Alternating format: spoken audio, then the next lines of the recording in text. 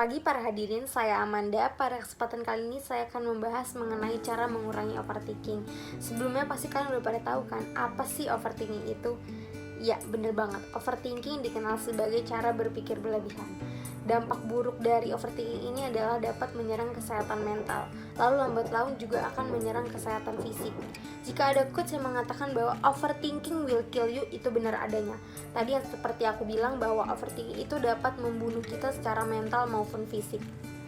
Nah, overthinking ini juga muncul kerap kali karena adanya permasalahan-permasalahan di waktu silam atau di dalam keadaan-keadaan kita.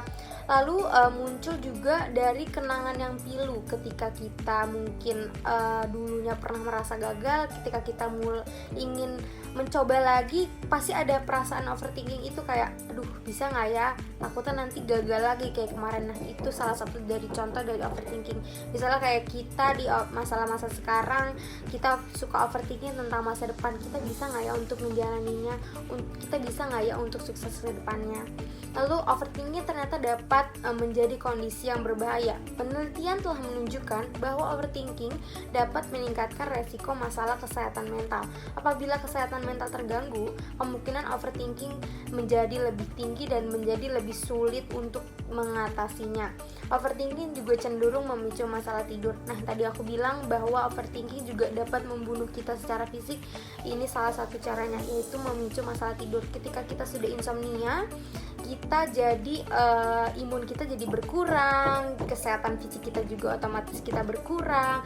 Lalu yang seharusnya kita produktif menjadi tidak produktif karena adanya overthinking ini. Dan dapat menyebabkan gaya hidup tidak sehat seperti minum-minuman beralkohol untuk menjadi pelampiasan atau self-harm juga bisa. Nah, kenapa sih menurut psikolog bahwa overthinking itu merugikan? Nah, overthinking itu tidak hanya merugikan tenaga, tetapi juga waktu juga, pikiran juga terkuras habis oleh overthinking ini. Jadi terlalu banyak memikirkan hal-hal yang belum kejadian juga tuh dapat menyebabkan kita memikirkan hal-hal buruk gitu nantinya. Overthinking dapat menyebabkan mengalami kecemasan dan kehilangan kedamaian diri sendiri. Kayak kalau kehilangan kedamaian diri sendiri tuh rasanya gundah, nggak fokus untuk melakukan apapun, jadinya males. Jadi rasanya tuh malas, gelisah, itu rasanya nggak enak banget ya.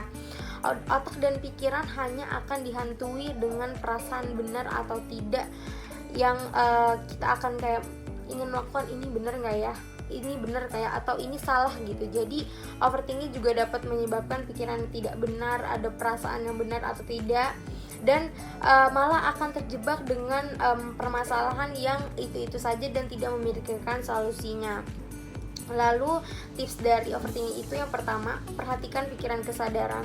Itu adalah langkah pertama untuk mengakhiri overthinking. Ketika kita sadar bahwa itu adalah pikiran yang untuk berkembang menjadi pikiran negatif, kita langsung menepisnya. Kita sadar bahwa itu tidak akan terjadi. Yang kedua adalah hadapi pikiran negatif. Pikiran negatif itu pasti ada, tetapi alangkah baiknya memang kita tepis menjadi pikiran yang positif untuk kehidupan yang lebih baik. Lalu yang ketiga adalah fokus pada pemecahan masalah. Jika memang kita ada masalah yang bikin kita down, kita fokus kepada solusinya nih. Kenapa sih aku kayak gini? Berarti emang harus ditemukan nih cara solusinya supaya nggak terjadi lagi. Lalu yang terakhir, jadwalkan waktu refleksi. Ini penting banget. Refleksi ini bisa jadi evaluasi diri sendiri. Apa sih yang salah dari diri aku? Apa sih yang menyebabkan aku seperti ini? Nah, refleksi ini juga bisa dengan cara me time, dengan menonton film gitu. Jadi dapat disimpulkan bahwa overthinking itu dapat membahayakan kesehatan mental dan fisik.